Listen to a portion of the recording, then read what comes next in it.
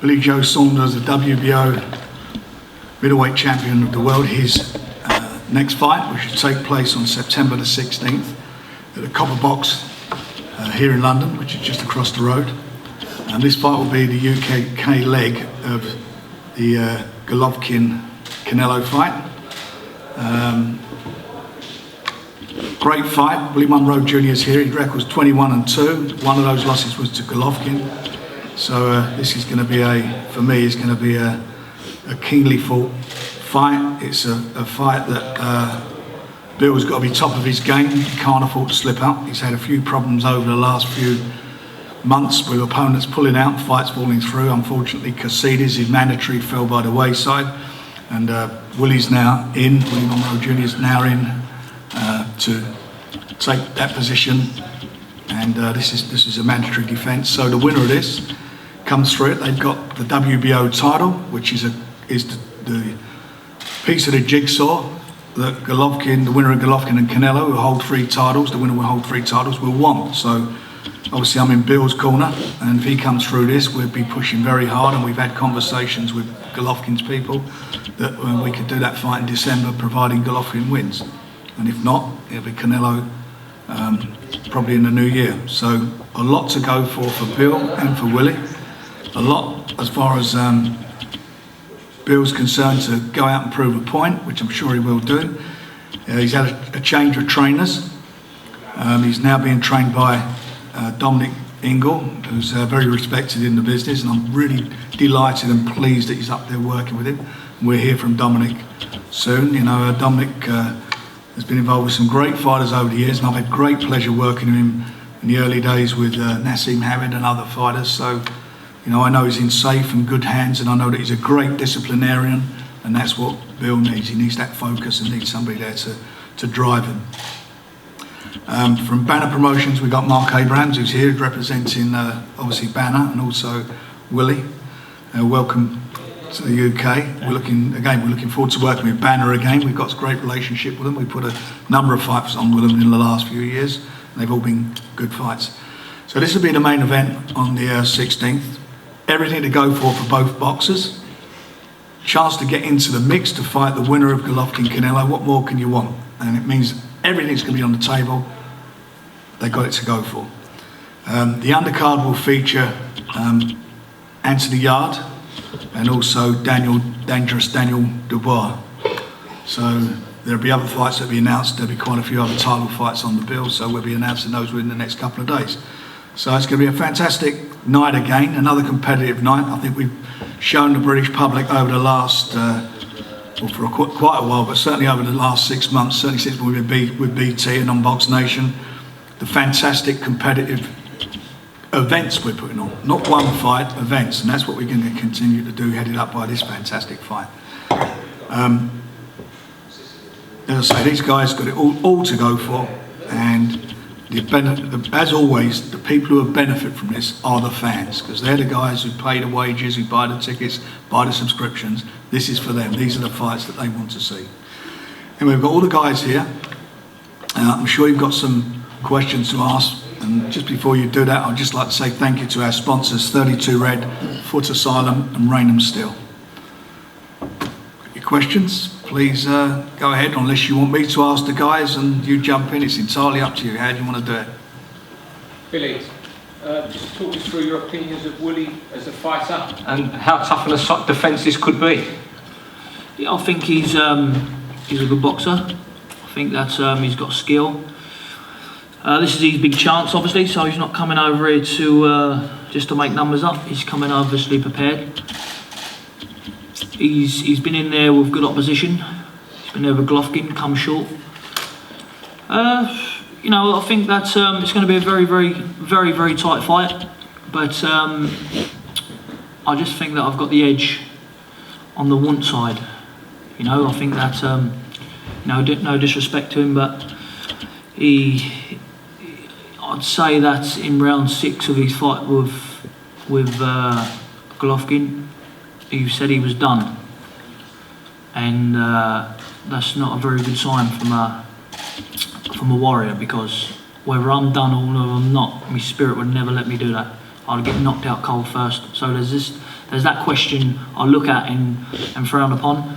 But you know, I understand that I've not had a chance to show my true talent and true skill as of yet as a pro, and I think that I know that I can't afford to have a night off. You know, I can't afford to overlook him and turn up 2 or 3 weeks training for him. So it's going to be a good long hard camp. Been in there 3 weeks now, so it'll be a 12-week camp for this fight, and definitely 1,000,000% going to get the win.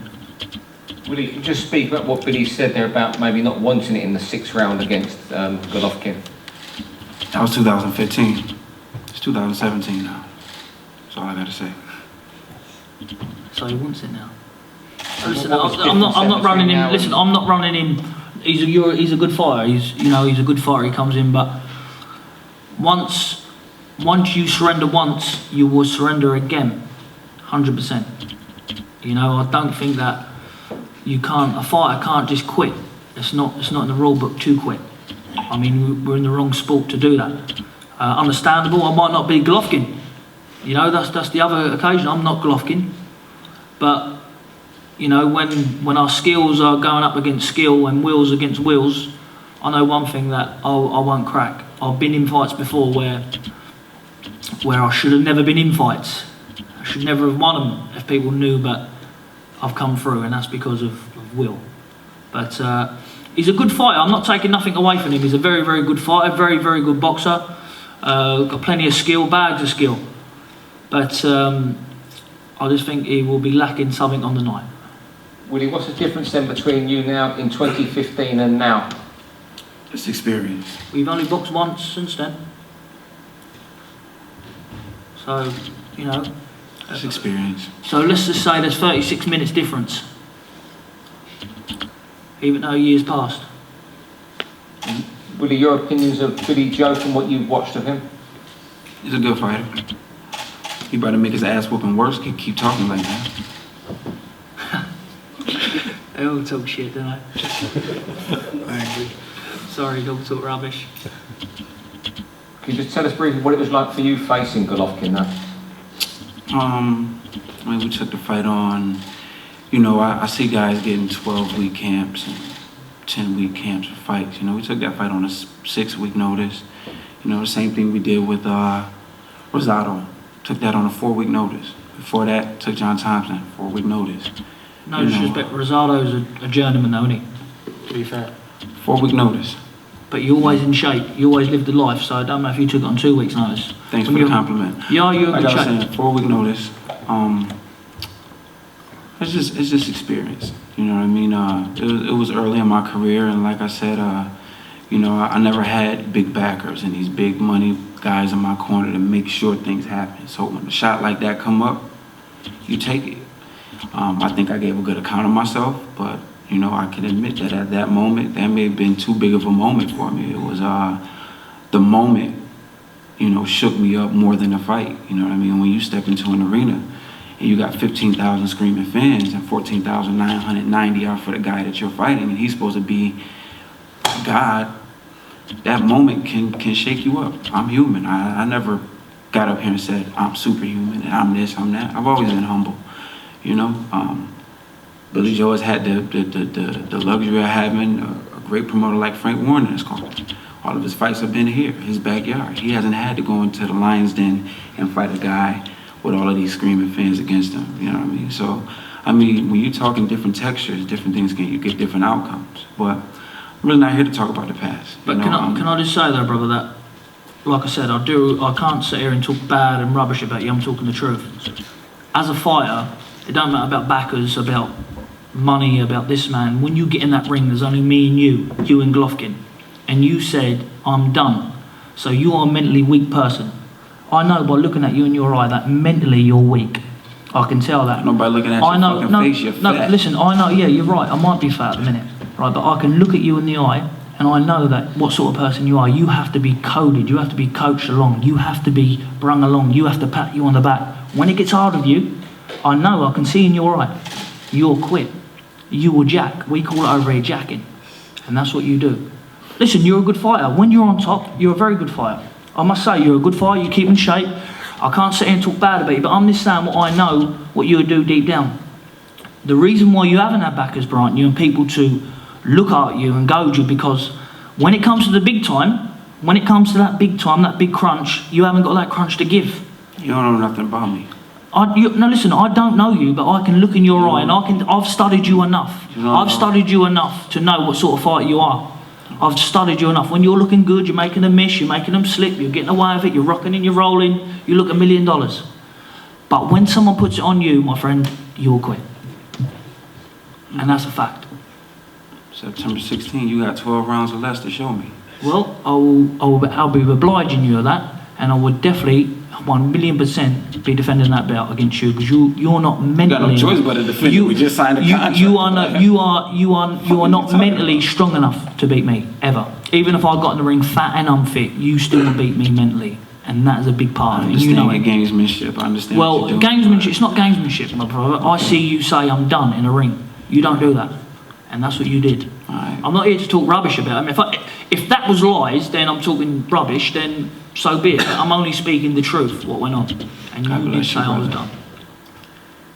Dominic, Billy was saying he could beat Willie fat and unfit. I take him he's not going to be either on September 16th. Well, no, he's not going to be fat and unfit. He's going to be in good shape. He's been in camp for 3 weeks. He's done a lot of hard work in that time. He did come into that camp, as Willie said, fat and unfit. But that's the task in front. And when you know you've only got 12 weeks to get rid of that, you've got a time scale that you've got to do it in. And he's committed to the training camp. He hasn't put a foot wrong. He's fell into the gym, absolutely superbly. He gets on with the guys. He's motivated. He's actually enjoying training. He's enjoying his dieting. It's not even a diet, is it, Bill? No, it's he not. can't even manage the food that he's getting. It's too much for him, and he's losing weight. So, for a boxer, that's fantastic. So, where we've been getting, 3 parts of the jigsaw with Bill, we've been getting the fighting bit, but he's had his training wrong. I'm not blaming that on the trainers. I'm blaming that on Bill, and his nutrition wrong. And now all the pieces are beginning to fit together. Hopefully on September the 16th, it's all going to come together, and you're going to see really what Bill can do, what he should have been doing probably for the last 4 or 5 years of his career. This is what Bill needs. He needs the discipline of a trainer. And he's been, Jimmy Tibbs done a fantastic job, and Mark, and he was about to train with Adam Booth. But the bottom line is, they bonded now, and this is it. And being away from home, so hopefully we're going to see the best of Billy Joe Saunders. He's still a young man. He's got a lot in the tank. I mean, he's not even a quarter of done as far as his career is concerned. So he's got it there. He can do it, and I know that this will be the making of him. This won't be an easy fight. I mean, he could fight tomorrow, Willie. You only got to look at him. He's fit as a butcher's dog. But it's not just about being fit. It's the rest that goes with it. And the bottom line of this is that Bill, 100%, I think, has the beating of any middleweight and super middleweight in the world. I really do believe that. Well, he's beaten the one they've all been raving about the weekend. He's still got that win over Eubanks. No matter what way you look at it, he beat him, and he wasn't exactly 100% for that fight. People, when I boxed Eubanks, I was. Don't give the game away. When I boxed Eubanks, if people knew what sort of fitness and level I was at fighting him, you'd say, you wouldn't have never boxed. But it's only where I got a fighter's art that I wouldn't let nobody have a say in pulling me out. I knew I was going in there, I knew I had the beating of him. And the same as I know I got the beating of him, he's going to come and fight, he's going to turn up, he's going to come and have a good go. But when you know you got the beating of someone, and plus you're getting looked at now like a fine-tuned racehorse, and fed 3-4 times a day and training hard and feeling fit and strong, I feel fit enough now to do 12 rounds. I feel fit. I mean, and I'm still not the finished article yet. I've still got more learning to do. And you've never heard a fighter give an excuse why he won a fight. That's normally a moan after they get beat. This is an excuse, and he won the fight. Listen, I don't talk rubbish. I would say how it is. Was I a very good liver outside? No, I'm one of them who turn up and fight. I love to fight. That's what I've been brought up to do. That's where I'm from. From our culture, from the gypsy community, we're brought up as young children to fight, really, for our own survival. And that's what we've done. From all my life, that's all I've been doing is fighting. So I'm at the top now, and there's no way that I'm going to let anything slip or let no stone go left unturned. I know Dominic won't allow that anyway, so I'm in a good place. Billy, could you talk us through why you decided to change trainers? I think that sometimes a change is as good as a rest. And, you know, I knew that all the time I'm stepping up levels. I mean, when I first started with Jimmy, I mean, it was unbelievable. Jimmy's a very good coach, very good knowledge, and no fault of his own. While I left, I just needed a change in myself to perk myself up, really. And you know, I went with Adam Booth, done some training there, but I just needed to be away. You know, I needed to be away from my way of life back home. And I decided to set up in Sheffield, where it all started, really, for the Olympic Games. And I love it up there now. I've been up there now 3 weeks, training every day, living the life. It's like a new lease of life, really. And like I said, a change is as good as a rest. I mean, I've got a very, very good record. I ain't been beating England on home turf for 15 years. You know, I've been beating England since I've been 12. So, you know, this man's got it all to do on the 16th. Has the sort of the inactivity and fights falling through, how much of a problem has that been? You know, listen, it gets stressful, but listen, as fighters, you've got to crack on and deal with it, innit? Whatever happens, whatever gets thrown your way. I mean, listen, for what happened to me last, that says it all. My last opponent got arrested, so it's just one of them things. It just happens in boxing. You just got to deal with it. But look, you know, time you look round, the fight day to be, I'll be in the ring with this man, so hopefully come through, get the win, and I'll be looking at the next. So it's just, you know, it's a conveyor belt. It just keeps going. So you can't, you know, time waits for no one. And Willie, how much would it mean to you to win that title, to win this fight? Just bring things full circle. You know, I had my opportunity against Golovkin, didn't win. I'm thankful for this opportunity because it puts me in a position to be the missing piece for the middleweight division. So that brings you back full circle, you know what I mean? And the only belt missing from the middleweight collection between Golovkin and Canelo is the WBO. And I need that. So you're confident the winner of this fight will get to fight the winner of Canelo Golovkin? Do you need the fight, or do you say you need the fight or the money side? Both. Yeah, that's right. We both need both, but because you was in the fight with him, you had everything in front of you. And to be fair, you was in the fight. You was in the fight. I won't take that away from you. You was in the fight.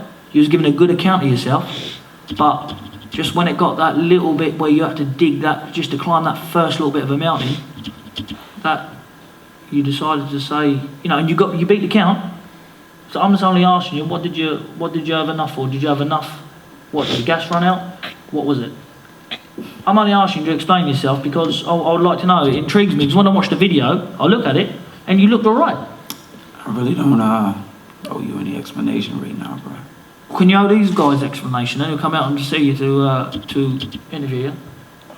I don't want to do an explanation, but come September 16th, like I said, you're going to have 12 rounds or less, depending on how long I decide to let it go. Listen to your voice. I can look into your eye. You're a mentally weak person. You can be beaten mentally. You hear this motherfucker? You're a mentally weak person. And careful with the language, there's kids watching.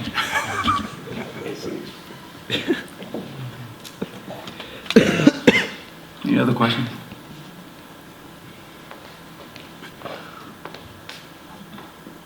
Any other questions? All good? All good. You want to do your one-on-ones? Lovely, thank you. Thanks very much. Don't forget, Copper Box, 16th of September. Get your tickets, and it's going to be a fantastic undercard. We're gonna get Some that face great off. fights.